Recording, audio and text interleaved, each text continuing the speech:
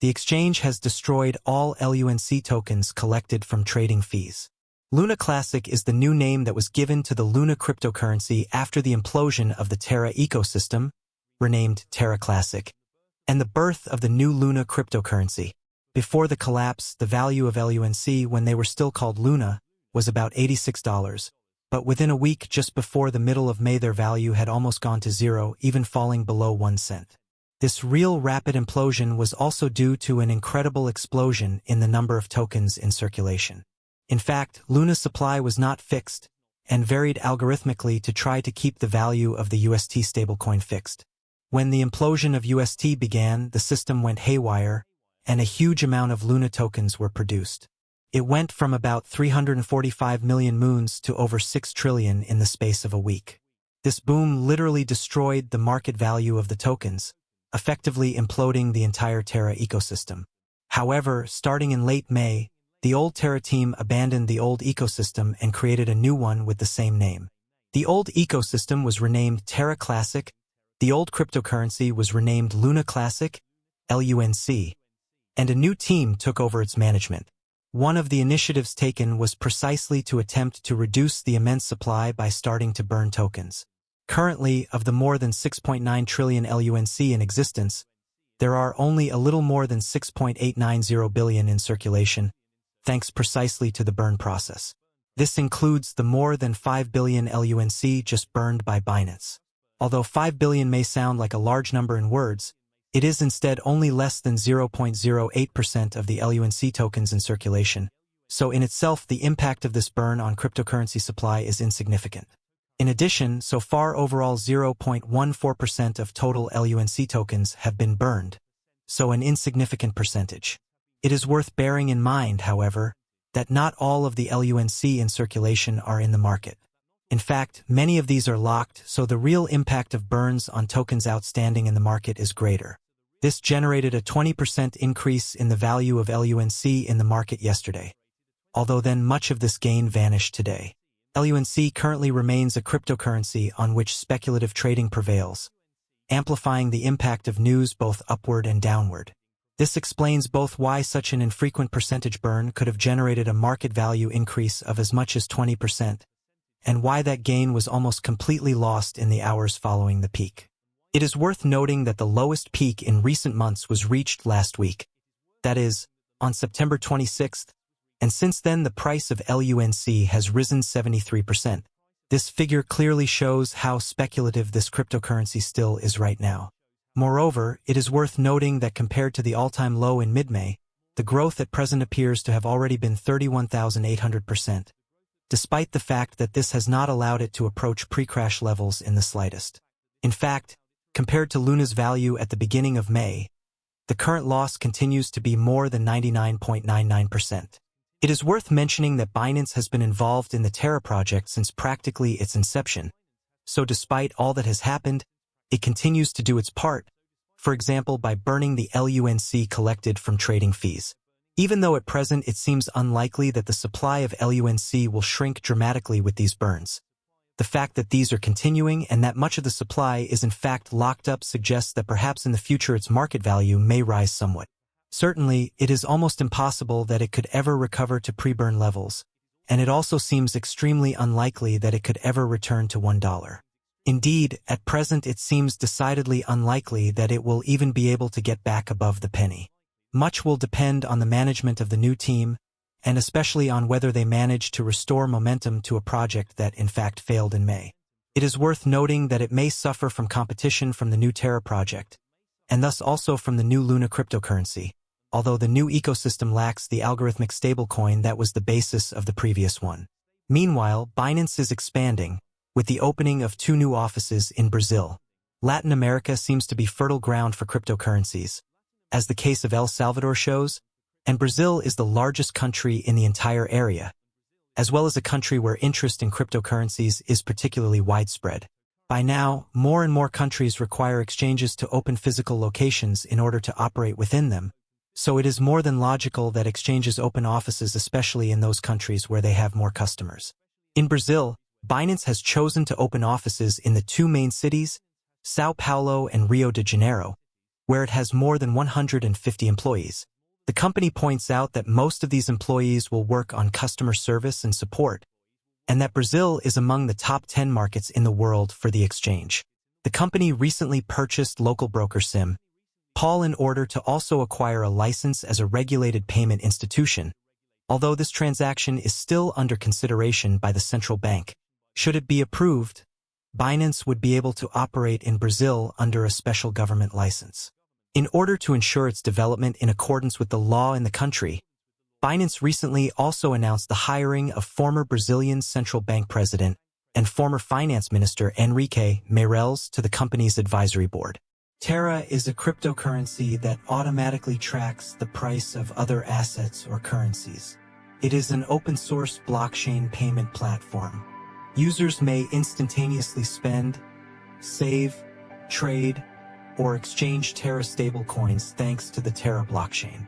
Stablecoins, or digital currencies backed by governments like the US dollar or the euro, are produced via the Terra protocol and are intended to continuously track the value of a fiat currency. It is made up of the cryptocurrency coins Terra and Luna. Terra stablecoins are named after fiat currencies and track their value. For example, the base Terra stablecoin, Terra SDR or SDT, mirrors the price of special drawing rights SDR, issued by the International Monetary Fund. The South Korean won is tracked by Terra KRW, KRT, and the US dollar is tracked by Terra USD, UST. Two other stablecoin denominations. Burning Luna allows users to mint new Terra. On the other hand, mining and government are done on Luna. The staking token for the Terra system, Luna, is designed to mitigate the price volatility of Terra stablecoins. Blockchain miners, sometimes referred to as validators, on Terra are rewarded with transaction fees for recording and validating transactions on the blockchain, for which users stake Luna. Luna's value rises in tandem with Terra's increased use. Principal characteristics of Terra. In the rapidly expanding Asian e-commerce market, Terra seeks to increase value for consumers and efficiency for payment service providers. Terra takes on established retail payment apps with the use of Cosmos blockchain technology. Terra circumvents the current disjointed payment infrastructure because it is a comprehensive end-to-end payment solution. Payment service companies might save hundreds of millions of dollars a year by utilizing Terra's technology. In order to oversee the collateralization procedures that support and preserve the price stability of Terra's stablecoins, the crypto network uses its own currency, the Luna, as a utility and governance token. Cons and benefits of Terra. Pros. Software developers can build their own protocols and decentralized applications. dApps. On top of Terra, using the blockchain-neutral development platform that is part of the Terra ecosystem. Numerous stablecoins connected to currencies are supported by the Terra protocol. Terra Luna tokens assist stabilize its stablecoin. It facilitates exchange between Luna and stablecoins to raise or decrease supply. Terra unveiled Anchor, a mechanism for loans and savings. Users can deposit money and receive interest on stablecoins with this protocol. Cons. Ethereum and other significant cryptocurrency projects are still ahead of Terra. Since its developers are Korean, most Bitcoin transactions pertaining to Terra start there.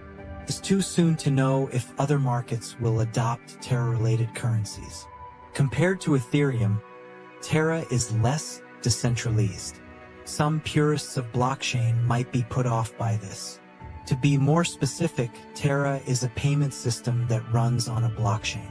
It was created by Terraform Labs, a South Korean company that Daniel Shin and Do Kwon formed in 2018. Former Apple and Microsoft employee Do Kwon started a company called Anify that provided decentralized wireless mesh networking technologies. In addition to being a co-founder of the Korean e-commerce company Tmon, better known as Ticket Monster, Shin is the founder and CEO of the Asian payment technology company Chai, a partner of Terra.